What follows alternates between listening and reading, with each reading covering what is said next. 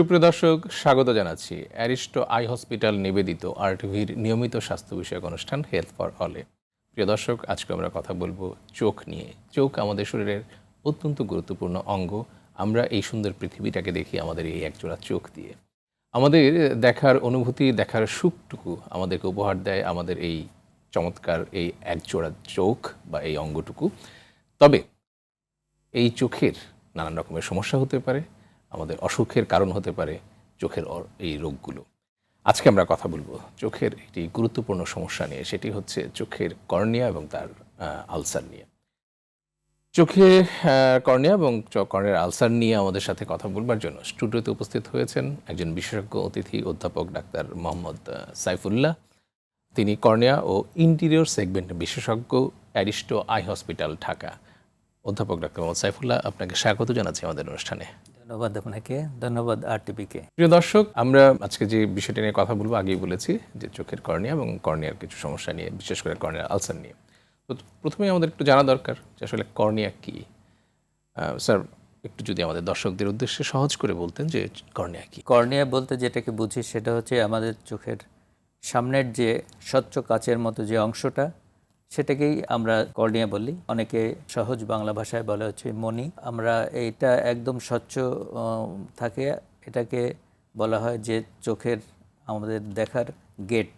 আচ্ছা, আলো এখানে আসে, আলো এখান থেকে রেটিনাতে যায়, তারপরে আমরা দেখতে পারি। আলোটা মূলত চোখে যে আসে সেটা এই কর্নিয়ার মাধ্যমেই আসে, এই স্বচ্ছ কাচের মধ্যে দিয়েই আসে। অনেক ধন্যবাদ স্যার আপনাকে। তাহলে কর্নিয়াল আলসার বলতে আমরা কি বুঝবো? এই যে চোখের যে কর্নিয়াটা, তারই কোনো সমস্যা? অবশ্যই কর্নিয়াল আলসারটা হচ্ছে এই যে মণিটা আমাদের বা আমাদের যে কর্নিয়াটা, কর্নিয়ার এপিথেলিয়াম, যেটা অনেকগুলো লেয়ার থাকে, তার মধ্যে একটা হচ্ছে সামনের যে অংশটা থাকে সেটাকে বলা হয় এপিথেলিয়াম। এই এপিথেলিয়ামটা যদি সাধারণত ইমপারমিয়েবল থাকে, এটা ভেদ করে কোনো কিছু প্রবেশ করতে পারে না। কিন্তু কোনো কারণে যদি এই এপিথেলিয়ামটা ব্রেকডাউন হয়ে যায় এবং এর ভেতরে যদি এই জীবাণু, বিশেষ করে ব্যাকটেরিয়া বা ফাঙ্গাস বা অন্যান্য জীবাণু যেগুলো আমাদের চোখে আলসার করে, তারা ভিতরে ঢোকে এবং ঢুকে ভেতরে ইনফ্ল্যামেশন করে এবং নেক্রোসিস করে।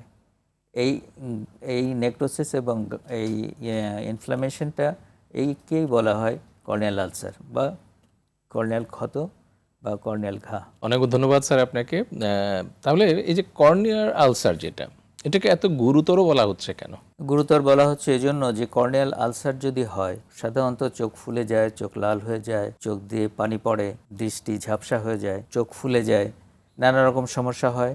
এবং এটার কারণে যদি প্রপারলি চিকিৎসা এবং দ্রুত চিকিৎসা না করা হয়, তাহলে চোখের এই যে স্বচ্ছ যে কাচের মতো যে মণিটা, সেটা দাগ পড়ে যায়, ঝাপসা হয়ে যায়। তো অনেক সময় এটা পারফোরেশনও হয়ে যেতে পারে। তো এটা হয়ে গেলে তখন দেখা যায় যে আমাদের দৃষ্টিশক্তি হারিয়ে যায়, আমরা আর দেখতে পাই না। সেই জন্য এটা একটা অতীব ইমার্জেন্সি, অতীব জরুরি একটা বিষয় আমাদের চোখের জন্য। স্যার, কর্নিয়ার আলসারের প্রধান কারণগুলো কী কী? দুই ভাগে যদি আমরা ভাগ করি, একটা হচ্ছে ইনফেক্টিভ আর একটা হচ্ছে নন ইনফেক্টিভ। ইনফেক্টিভের মধ্যে যে ব্যাকটেরিয়ার জন্য হতে পারে, ফাঙ্গাসের জন্য হতে পারে, ভাইরাসের জন্য হতে পারে, প্যারাসাইট যেমন অ্যাক্যান্থোমোবিয়া, এটার কারণে হতে পারে। আর নন ইনফেক্টিভ কিছু অটোইমিউন ডিজিজ আছে, যেমন মুরেন্স আলসার, পেরিফেরাল আলসারেটিভ ক্যারাটাইটিস, এসব কারণে চোখে এই আলসার হতে পারে আর কি, কর্নিয়াতে আলসার হতে পারে। অনেক ধন্যবাদ স্যার আপনাকে। আমাদের দেশে যে কৃষক বা কারখানার শ্রমিকরা আছেন, তাদের কি এই রোগের ঝুঁকি বেশি? সব থেকে বেশি, বিশেষ করে কৃষকরা যখন হারভেস্টিং সিজনে, বিশেষ করে যখন ধান রোয় অথবা ধান কাটে অথবা ধান মাড়াই করে, তখন এই ধানের আগা বা ধানের ইয়ের থেকে চোখের মণিতে আঘাতপ্রাপ্ত হয় এবং এখান থেকে ফাঙ্গাসের ইনফেকশন হতে পারে। অথবা যারা ঘাটে মাঠে কাজ করে, তাদের এই ইসের আঘাতে, এই গাছের ডালের আঘাতে চোখের মধ্যে ফাঙ্গাসের ইনফেকশন হতে পারে। আর যারা আপনার কলে কারখানায় কাজ করে, সে সমস্ত জায়গা থেকে লোহার টুকরা এ সমস্ত এসে চোখের মধ্যে পড়ে, চোখের মধ্যে ঘা তৈরি করে পড়ে, এপিথেলিয়ামটাকে নষ্ট করে ফেলে। সেক্ষেত্রে কি তাদের কোনো প্রোটেকশন ব্যবহার করা উচিত কিনা? আমাদের দেশে যেটা করে আর কি, সেটা করা উচিত, সেটা হচ্ছে আপনার বিশেষ করে হারভেস্টিং সিজনে ফার্মাররা যখন, মানে কৃষকরা যখন এই ধান মাড়াই টাড়াই বা ইত্যাদি করেন, ওনারা প্রোটেক্টিভ গ্লাস ইউজ করতে পারেন। আচ্ছা, প্রোটেক্টিভ গ্লাস মানে এক ধরনের স্বচ্ছ কাচের চশমা, সেটা পরলে চোখে আঘাত লাগার সম্ভাবনা কম থাকে। অনেক ধন্যবাদ স্যার আপনাকে। কোন লক্ষণগুলো দেখা দিলে আমাদেরকে দ্রুত চিকিৎসকের কাছে যেতে হবে? বিশেষ করে চোখ যখন লাল হয়ে যায়, চোখ দিয়ে ধরধর করে পানি পড়তে থাকে, চোখে ব্যথা করে, চোখ ফুলে যায়, তারপরে চোখের দৃষ্টি ঝাপসা হয়ে যায়, এসব ক্ষেত্রে দ্রুত চিকিৎসকের, এবং যদি মনের উপরে সাদা কিছু দেখা যায় আর কি, তাহলে অবশ্যই চিকিৎসকের শরণাপন্ন হতে হবে আর কি, কারণ এটা খুবই ইমার্জেন্সি, এটা প্রতিটা মুহূর্তই ইমার্জেন্সি। অনেক সময় স্যার চোখে যখন কোনো সমস্যা দেখা দেয়, বিশেষ করে একটু চোখ যখন একটু লাল হয় বা এই ধরনের কোনো সমস্যা হয়, তখন আমরা প্রথমেই ধরে নেই যে চোখ উঠেছে। হ্যাঁ, তো এটা কি আসলে মানে কতটুকু সত্য বা কতটুকু সঠিক? অনেকেই এটাকে সাধারণ চোখ ওঠা বলে মনে করতে পারেন, সেক্ষেত্রে পরামর্শটা কি স্যার? একটা জিনিস হয় কি, যে মানে চোখ ওঠার ক্ষেত্রে অনেকটা এরকম লালই হয়, চোখ লাল হয়ে যায় বা হয়ে যায়, চোখে পিছুটি জমে, বা আমাদের সহজ বাংলা ভাষায় যেটাকে ক্যাতর বলি আর কি, জি। এটা জমে। ঠিকই একই জিনিস কর্নিয়াল আলসার হলে, ব্যাকটেরিয়াল কর্নিয়াল আলসার হলেও এরকম হতে পারে আর কি। কিন্তু স্যার। যেটা অসুবিধা হয় সেটা হচ্ছে চোখে ব্যথা হয় না এবং চোখে ঝাপসা, দৃষ্টিটা ঝাপসা হয় না, কনজাংটিভাইটিস। বিশেষ কোনো পদ্ধতিতে কি এটা মানে চোখ চিকিৎসকরা কি এই রোগটিকে শনাক্ত করতে পারেন যে এটা? শনাক্তকরণের কয়েকটা ধাপ আছে। প্রথমে দৃষ্টিশক্তিটা দেখি যে তার দৃষ্টিশক্তি কোনো কারণে বাধাগ্রস্ত হচ্ছে কিনা, 1 নম্বর। 2 নম্বর, টর্চ লাইট দিয়ে দেখতে পারি যে তার চোখের মণিতে কোনো সাদা স্পট বা সাদা দাগ আছে কিনা। 3 নম্বর হচ্ছে আমরা স্লিট ল্যাম্প, যেটা একটা খুবই ইম্পর্টেন্ট জিনিস, এটা ম্যাগনিফাইড অবস্থায় আমরা দেখি চোখটাকে। এখানে আমরা অনেক সময় ফ্লুরোসেন্ট স্টেইন দিয়ে দেখি, অথবা অনেক সময় এখান থেকে কিছু ম্যাটেরিয়ালস নিয়ে আমরা মাইক্রোবায়োলজিতে টেস্ট করে দেখি যে কোন ধরনের অর্গানিজম দিয়ে এই ইনফেকশনটা হয়েছে আর কি। রোগ নির্ণয় কি খুব ব্যথা লাগে? টেস্ট করতে চোখে খুব একটা ব্যথা লাগে না, বিকজ আমরা চোখের মধ্যে এক ধরনের ড্রপ দিই, জি। অবশ করার ড্রপ, কোনো ব্যথা লাগে না, কাজে এটা নিয়ে ভয় পাওয়ার তেমন কোনো কারণ নেই। আর এই যে এই ধরনের সমস্যা হলে মানে কর্নিয়াল আলসার হলে পরে তার চিকিৎসা কি? চিকিৎসা আমরা 2 ভাগে যদি ভাগ করি, একটা হচ্ছে মেডিকেল ট্রিটমেন্ট আর একটা হচ্ছে সার্জিক্যাল ট্রিটমেন্ট। মেডিকেল ট্রিটমেন্টের মধ্যে যদি ব্যাকটেরিয়ার জন্য হয়, তাহলে আমরা অ্যান্টিব্যাকটেরিয়াল ড্রপ ইউজ করি, সাথে অনেক সময় আমরা অ্যাট্রোপিন দেই এবং ব্যথা কমানোর জন্য ওষুধ দেই। এছাড়া যদি ফাঙ্গাস হয় তাহলে অ্যান্টিফাঙ্গাল ড্রপ দিই, যদি ভাইরাসের জন্য হয় তাহলে অ্যান্টিভাইরাল ড্রপ দেই। আর যদি এই সব ক্ষেত্রে মানে অতিক্রম করে আরও খারাপের দিকে যায়, তাহলে অনেক সময় আমাদের সার্জারির দিকে যেতে হয়। যদি মনি পারফোরেশন হয়ে যেতে চায় বা পারফোরেশন হয়ে গেছে, সেসব ক্ষেত্রে আমাদেরকে অনেক সময় মনি ট্রান্সপ্ল্যান্ট করতে হয়, যেটাকে ক্যারাটোপ্লাস্টি বলে বা কর্নিয়াল ট্রান্সপ্ল্যান্ট বলে আর কি। সেটা অনেক সময় সার্জারি করতে হয় আর কি। অনেক ধন্যবাদ স্যার আপনাকে। আজকাল না, অনেক আগে থেকেই আসলে এই প্র্যাকটিসগুলো হয়ে আসছে এবং এই আধুনিক যুগেও কিন্তু একই ধারায় চলছে আর কি, যে চোখের কিছু কিছু সমস্যার কারণে প্রাথমিক পর্যায়ে বা সাধারণ সমস্যা বলে মনে করে অনেকে ফার্মেসি থেকে ড্রপ কিনে, চোখের ড্রপ কিনে এনে চোখে দেয়, এবং এগুলো খুবই কমন টাইপের কিছু ড্রপ হয়। দেখা যাচ্ছে যে ক্লোরামফেনিক্যাল আই ড্রপ দিচ্ছে, অথবা অনেক সময় স্টেরয়েড আই ড্রপও দিয়ে ফেলে। তো এইগুলো আসলে কতটুকু সেফ, কতটুকু নিরাপদ, এবং চোখের জন্য এটা কতটুকু ভালো? একদমই নিরাপদ না। জি। বিশেষ করে যদি ধরে নিলাম তার চোখের কোনো সংক্রমণ হয়েছে আর কি, ব্যাকটেরিয়ার হোক অথবা ফাঙ্গাল হোক, তখন যদি স্টেরয়েড ইউজ করা হয়, তবে এই ইনফেকশনটা ফ্লেয়ার আপ করে, মানে বেড়ে যায় আর কি। জি। তো সেই জন্য ফার্মেসির থেকে বা ইসের থেকে যে কোনো ধরনের ড্রপ ইউজ না করাটাই হচ্ছে বুদ্ধিমানের কাজ। যে কোনো চক্ষু চিকিৎসকের শরণাপন্ন হওয়াটাই তার দৃষ্টিশক্তি ফিরিয়ে আনার জন্য সবথেকে উত্তম। অনেক ধন্যবাদ স্যার আপনাকে। প্রিয় দর্শক, আপনারা দেখছেন অ্যারিস্টো আই হসপিটাল নিবেদিত আরটিভির নিয়মিত স্বাস্থ্য বিষয়ক অনুষ্ঠান হেলথ ফর অল। কথা বলছিলাম চোখের অসুখ, কর্নিয়াল আলসার নিয়ে কথা হবে। আমরা ছোট্ট একটু বিরতি নিচ্ছি, বিরতির পরে আবারও ফিরে আসবো এই আলোচনায়। সে পর্যন্ত আপনারা আমাদের সাথেই থাকবেন।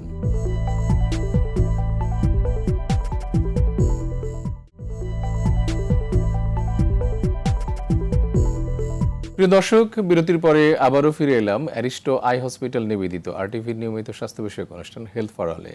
দর্শক, আমরা আজকে কথা বলছিলাম চোখ এবং চোখের অসুখ নিয়ে, কর্নিয়াল আলসার। চোখ আমাদের অত্যন্ত গুরুত্বপূর্ণ একটি অঙ্গ, যার কল্যাণে আমরা এই সুন্দর পৃথিবীটাকে দেখি। কিন্তু এই যে দেখবার সুখ, সেই সুখটুকু বঞ্চিত হতে পারে যদি চোখের কোনো অসুখ হয়। কর্নিয়াল আলসার এমনই একটি অসুখ। কর্নিয়া আমাদের চোখের একটি গুরুত্বপূর্ণ অংশ। আমরা সেই বিষয়টা নিয়ে কথা বলছিলাম। আমরা ইতিমধ্যে আলোচনার মাধ্যমে জেনেছি যে কর্নিয়া আসলে কী এবং কীভাবে কর্নিয়াল আলসার হতে পারে। আমরা এখন যে জিনিসটা আপনার কাছে জানতে চাচ্ছি স্যার, যখন চোখের মানে চিকিৎসা করি, আই ড্রপ দিচ্ছি, প্রেসক্রিপশন অনুযায়ী দেওয়া হচ্ছে, নিচ্ছে রোগীরা, কিন্তু একটু ভালো বোধ করলে পরে আবার সেই ওষুধটা বন্ধ করে দেয়। এই প্রবণতা কতটুকু ঝুঁকিপূর্ণ? এটা একদমই ঠিক না। কারণ হচ্ছে কি অনেক সময় অ্যান্টিবায়োটিক বা অ্যান্টিফাঙ্গাল ইউজ করলে হয়তো ব্যাকটেরিয়া বা ফাঙ্গাস কিছুটা দমন অবস্থায় থাকে, কিন্তু সে যদি ওষুধটা বন্ধ করে দেয় তখন আবার দেখা যায় যে এই সংক্রমণটা বেড়ে যায়। কাজেই এইভাবে একজন চক্ষু চিকিৎসক যখন কনফার্ম হবেন যে এই ডিজিজটার থেকে সে রোগীর সংক্রমণটা চলে গেছে, তখনই শুধু ওষুধটা বন্ধ করা উচিত। মাঝপথে বন্ধ করাটা একদমই শ্রেয় না। একবার যদি চোখের উপরে দাগ পড়ে যায়, মনির উপরে দাগ পড়ে যায়, সেই দাগ কিন্তু সহজে যায় না। ঘড়ির কাচের উপরে যেমন দাগ পড়ে গেলে দাগ যায় না, আমাদের কর্নিয়ার উপরে দাগ পড়ে গেলে এই দাগটা যায় না। এবং এই দাগ থাকার জন্য কিন্তু আমরা তখন আর স্বচ্ছ দেখতে পারি না, ভালো দেখতে পারি না। কাজে এটা খুবই জরুরি। যে অনেক ধন্যবাদ আপনাকে। তো এই যে চোখের কর্নিয়াতে যে সমস্যাগুলি হয়, একটু আগে যে আলোচনাটা আমরা করছিলাম, যে অনেকে মনে করেন যে তার চোখ উঠেছে এবং সে তখন তার নিজের মতো করে কিছু ওষুধ নিতে থাকে। কিন্তু সাধারণ মানুষের কি মানে তার কমন সেন্স দিয়ে বা সচেতনতা দিয়ে কি এটি বোঝা সম্ভব যে এটা আসলে চোখ উঠেছে নাকি কর্নিয়াল আলসার? এটা মানে প্রাথমিক কোনো লক্ষণ আছে কিনা যেটাতে ডিফারেন্সিয়েট করা যায়? ডিফারেন্সিয়েট করার জন্য সবথেকে বড় যে জিনিসটা হয় সেটা হচ্ছে যদি কর্নিয়াল আলসার হয় তাহলে এক নাম্বার হচ্ছে চোখের মণিতে সাদা একটা স্পটের মতো থাকে বা সাদা একটা দাগের মতো পড়ে এবং চোখে অসম্ভব ব্যথা হয়, দৃষ্টিশক্তিটা কমে যায়, ভালো দেখতে পায় না এবং চোখ ফুলে যায়, চোখে ডিসচার্জ থাকে বা পুজ বা ক্যাতর ভয় অনেক বেশি এবং চোখটা অনেক লাল থাকে। তো এই যে এই চোখের কর্নিয়াল আলসার হওয়ার আমরা অনেকগুলো কারণ জানলাম, এ থেকে বাঁচার উপায় কি? একটা তো হলো যে কৃষকদেরকে আমরা প্রোটেক্টিভ আই গ্লাস ব্যবহার করতে বলছি। সাধারণ মানুষের জন্য কি কি পরামর্শ আছে? সাধারণ মানুষের জন্য একটা হচ্ছে আপনি যেটা বললেন যে প্রোটেক্টিভ আই গ্লাস ইউজ করার জন্য, এবং মানে চোখে হাত দেওয়ার আগে ভালো করে হাতটাকে পরিষ্কার করে চোখে হাত দেওয়া। 2 নাম্বার হচ্ছে এই যারা কন্ট্যাক্ট লেন্স ইউজ করে তাদের জন্য কিছু ইম্পর্ট্যান্ট মেসেজ আছে, যেমন কন্ট্যাক্ট লেন্সটাকে প্রপার টাইম বা প্রপারলি ইউজ করা উচিত। কেউ কেউ কন্ট্যাক্ট লেন্স পরে ঘুমিয়ে যায়, সকালবেলা উঠে দেখে চোখে ব্যথা করছে, চোখে নানা রকম সমস্যা লাগছে। তো যারা কন্ট্যাক্ট লেন্স পরেন তারা অবশ্যই হবেন যে নিশ্চিত হবেন যে ভুলভাবে যেন কন্ট্যাক্ট লেন্স না পরা হয়, এবং কন্ট্যাক্ট লেন্স পরার সময়ও একটু সাবধানতা অবলম্বন করবেন যাতে চোখের মণিতে আঘাত না লাগে। এবং বাচ্চাদের, ছোট বাচ্চাদের ক্ষেত্রে বিশেষ করে যারা খেলাধুলা করে তাদের হাতে তীক্ষ্ণ কোনো খেলনার জিনিস যেন না দেওয়া হয়, কাঁচি, ছুরি, ব্লেড, এ সমস্ত জিনিস যেন বাচ্চারা খেলাধুলা না করে। কারণ অঘটন ঘটতে তো সময় লাগে না, যে কোনো মুহূর্তে যে কারো ঘটে যেতে পারে। এবং একবার যদি কর্নিয়া আলসার হয়ে যায় সেটা মানে খুব সহজে সারানো খুব ডিফিকাল্ট হয়ে যায়। অনেক ধন্যবাদ স্যার আপনাকে। কর্নিয়াল আলসার এটা কি একজন থেকে আরেকজনে ছড়াতে পারে? সাধারণত কর্নিয়াল আলসার যেটা ব্যাকটেরিয়াল বা ফাঙ্গাল, এটা ছোঁয়াচে না আর কি। জি। তো ছোঁয়াচে যেটা সেটা হচ্ছে ভাইরাস অনেক সময় একজন থেকে আরেকজন ছড়াতে পারে। তবে পরিষ্কার পরিচ্ছন্নতাভাবে যদি থাকে, হাত ভালো করে ধুয়ে চোখে হাত দেওয়া বা চোখে হাত দিলে ভালো করে হাতটা ওয়াশ করে কোনো জিনিস ধরা, যাতে তার থেকে আরেকজন যাতে সংক্রমিত না হতে পারে সেইভাবে চেষ্টা করে আর কি। অনেক ধন্যবাদ স্যার আপনাকে। ছোটবেলায় আমরা অনেকেই দেখেছি এটা, মানে আমি বিশেষ করে দেখেছি যে আমাদের মুরব্বীরা বলতেন যে গোলাপ জল দিয়ে চোখ ধুলে চোখের জ্যোতি বাড়ে। এটা কি আসলে বিজ্ঞানসম্মত কিনা? একদমই ঠিক না। আচ্ছা। গোলাপ জল মানে মনে করেন একজন কেউ চোখে একটু আঘাত পেলো আর কি, জি। আঘাত পেলে ওই যে বললাম যে কর্নিয়াল এপিথেলিয়ামটা হচ্ছে আমাদের প্রোটেক্টিভ কর্নিয়ার জন্য, সেটা কোনো কারণে হয়তো ছিলে গেছে বা ওটা ডিসকন্টিনিউ হয়ে গেছে। এখন আপনার এই বিভিন্ন জনে যদি এই পাতার রস, গোলাপ পানি ইত্যাদি ইত্যাদি দেয়, তাহলে দেখা যায় যে ওইখানে ইনফেকশনটা গ্রো করে। তো একবার ইনফেকশন গ্রো করে গেলে তখন মানে সারাতে যত কষ্ট, তার থেকে এমনি চোখে একটু আঘাত লাগলে যদি একজন চক্ষু চিকিৎসকের কাছে যায় বা একজন চিকিৎসকের কাছে যায়, তাহলে সে প্রপার মেডিকেশনটা দিতে পারে। এইভাবে এই গ্রাম্য চিকিৎসাটা প্রচলিত চিকিৎসা যেগুলো আছে সেগুলো এই কর্নিয়ার জন্য খুবই হার্মফুল। ওকে। আর আরেকটি জিনিস গ্রাম অঞ্চলে প্রচলিত আছে, সেটা হচ্ছে মায়ের বুকের দুধ বাচ্চার চোখে লাগালে চোখ ভালো থাকে। এটা কি? এটা ঠিক না। হ্যাঁ, আচ্ছা। এটার কোনো শুনলে তো মনে হয় যে না, মায়ের বুকের দুধ তো অনেক পুষ্টিকর একটা বিষয় জিনিস, এবং সায়েন্টিফিক অনেক অ্যান্টিবডি থাকে বাচ্চার মায়ের বুকের দুধে। সেটা কি আসলে চোখে কোনো উপকার হবে না? এটার কোনো সিগনিফিকেন্ট বরং ক্ষতি হতে পারে। ক্ষতি হোক বা না হোক, এটার কোনো সায়েন্টিফিক কোনো নেই। আচ্ছা। আর বিভিন্ন ধরনের ভেষজ উপাদান নাও মানুষ, এগুলো তো একদমই না। আচ্ছা।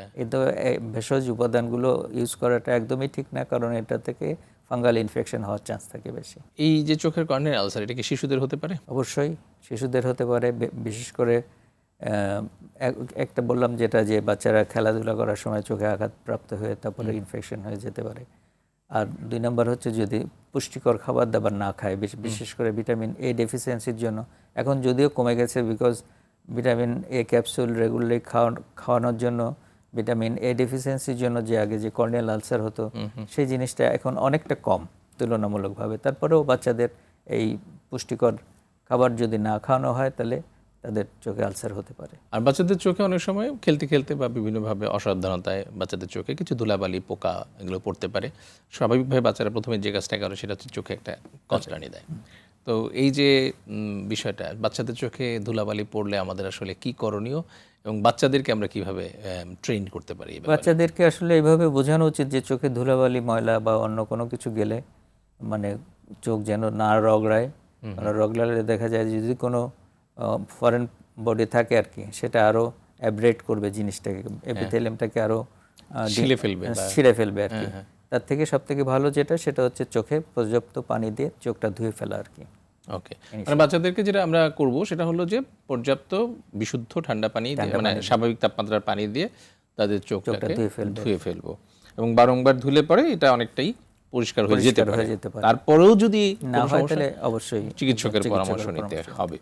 চিকিৎসার পরে যে কর্নিয়াল আলসার বা এই জাতীয় সমস্যা যেগুলো হয় বাচ্চাদের বা বড়দেরও, চিকিৎসার পরে কি এই দৃষ্টিশক্তি পুরোপুরি ফিরে আসে? এটা ডিপেন্ড করে, যদি চোখের যে আমাদের কর্নিয়াতে যদি তার যে আমরা বলি হিল হয়ে যাওয়ার পরে, সেরে যাওয়ার পরে এক ধরনের অস্বচ্ছতা ডেভেলপ করে, যেটাকে আমরা কর্নিয়াল স্কার বলি।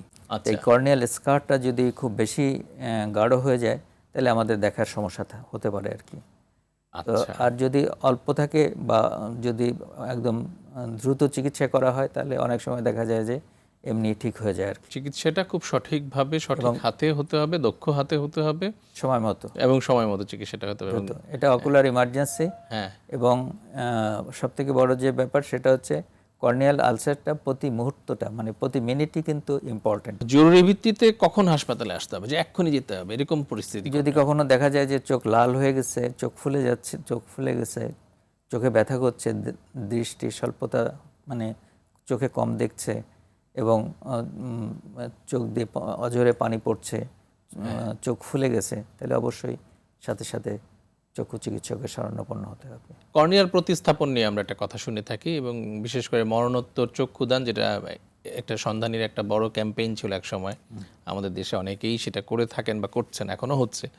তো এই যে মরণোত্তর চক্ষুদান, কর্নিয়া প্রতিস্থাপন, এই বিষয়টি সম্পর্কে একটু জানতে চাচ্ছি, যে এটা কী ধরনের অপারেশন এবং কিভাবে মানুষ এটা করবে? এটা খুবই জরুরি। আপনি খুবই ভালোভাবে এই প্রশ্নটা উত্থাপন করেছেন। আমরা আমাদের দেশে বেশ কিছু কর্নিয়াল সার্জন, ভালো কর্নিয়াল সার্জন, কর্নিয়া বিশেষজ্ঞ আছে, কিন্তু পরিতাপের বিষয় বা দুঃখের বিষয় যেটা, সেটা হচ্ছে আমাদের কর্নিয়ার টিস্যু কম। কেউ মরণোত্তর চক্ষু দান করতে চায় না। সাপোজ ধরেন আমি মরণোত্তর চক্ষু দান করলাম, আমি মারা যাওয়ার পরে যখন চক্ষু নিতে গেল, তখন দেখা গেল আমার স্ত্রী অথবা আমার কন্যারা বা আমার সন্তানরা তখন আর দিতে চাইল না আর কি।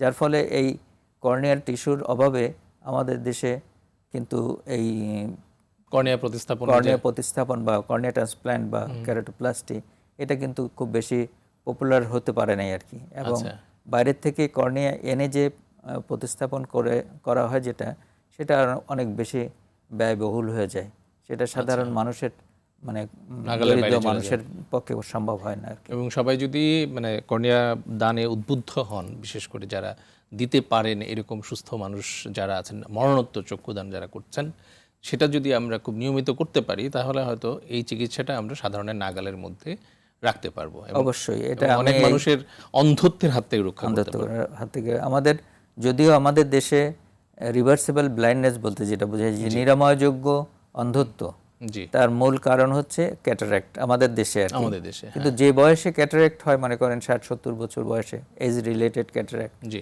সে বাঁচে হয়তো 5 বছর বা 10 বছর। জি, কিন্তু একটা ছোট বাচ্চার যদি কর্নিয়ার স্কার হয় বা কর্নিয়ার হয়, সে কিন্তু অনেক বছর বেঁচে থাকে। সেই বেঁচে থাকাটা ইকোনমিক্যালি ও সমাজের প্রতি একটা বার্ডেন হয়ে দাঁড়ায়, তার পরিবারের জন্য একটা বার্ডেন হয়ে দাঁড়ায়।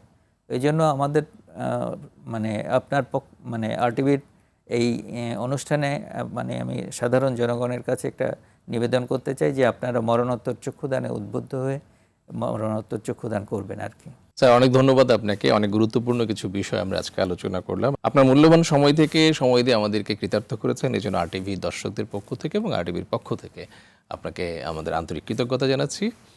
প্রিয় দর্শক, এই ছিল আমাদের আজকের আয়োজন। আমাদেরকে শেষ করার আগে একটি কথাই বলতে চাই, সেটি হচ্ছে যে আমাদের সকলের চোখ যেন ভালো থাকে, এই সুন্দর পৃথিবীকে আমাদের মৃত্যুর আগ পর্যন্ত যেন আমরা আমাদের একজোড়া সুস্থ চোখ দিয়ে এর রূপ, রস, সৌন্দর্য আমরা যেন আস্বাদন করতে পারি, সেটি আমাদের প্রত্যাশা। সবাই ভালো থাকবেন, সুস্থ থাকবেন, সুন্দর থাকবেন। খুদা হাফেজ।